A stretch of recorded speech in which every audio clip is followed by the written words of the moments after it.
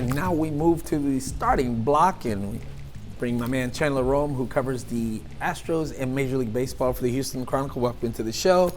Obviously, another boring week in the world of the Houston Astros. Breaking news, the hired a manager, Dusty Baker. It took a couple of days for them to finalize it. Did you ever get word of what the delay was there? So obviously a one-year deal with a club option, that certainly would indicate that they were trying to negotiate something a little bit longer than a one-year deal for Dusty Baker, who's 70 years old and certainly doesn't view to be the long-term answer at Astros manager. And there was also maybe some talk of him bringing in a coach as well. Some guys that he's been with for a while, but the Astros staff is going to stay intact because they report to spring training in 9 days. They don't have time to be bringing other guys. They're already bringing a new manager in.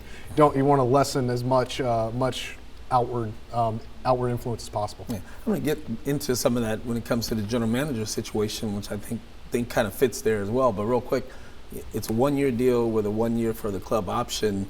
Is it a stopgap? I mean, relatively speaking? I think so. Dusty said in the press conference, this is his last hurrah. I don't think he even envisions being here for a very long time. He is 70 years old. He looks good for being 70. He looks pretty spry. Looks like a guy that can handle himself really well for how old he is, but still.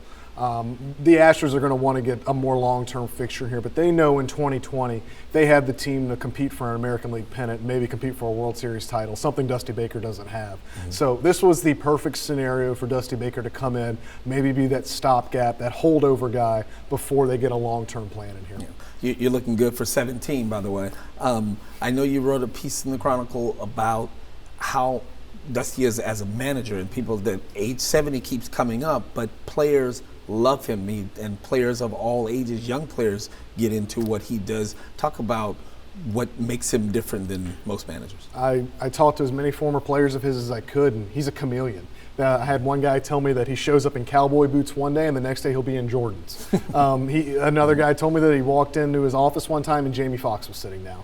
The common theme that kept coming back was Dusty Baker knows people from all different kinds of backgrounds, and so many different people makes him so relatable. He was a really good player back in the day, and that makes him relatable to the top 10 portion of the clubhouse. He's a guy that really invests in families and backgrounds and things like that. Drew Stubbs, the former UT product, told me that anytime they'd go to Miami, he made sure he played the Cuban players. Anytime they went to Texas, he made sure Drew Stubbs was in the lineup so his family and friends could come out and see him. So this is a guy that really cares about his players as more than just numbers and more than just a paycheck or what their spot is on the payroll. Mm-hmm. This is a guy that knows that this is a people business. And what the Astros need right now is somebody that can galvanize that clubhouse and get everybody on board to playing for one purpose. And I think Dusty Baker's perfect for that. One part of the baseball world that's a lot less people business than it used to be, and it may not have to be when you're running the general manager and scouting, et cetera, because you're trying to plug in players to fit numbers. You don't have to deal with them on a daily basis, which the manager does. Well, without Jeff Luhnow, how do you see the reorganization of the Astros front office going? And is it sort of like where it was with Dusty Baker coming in at this point?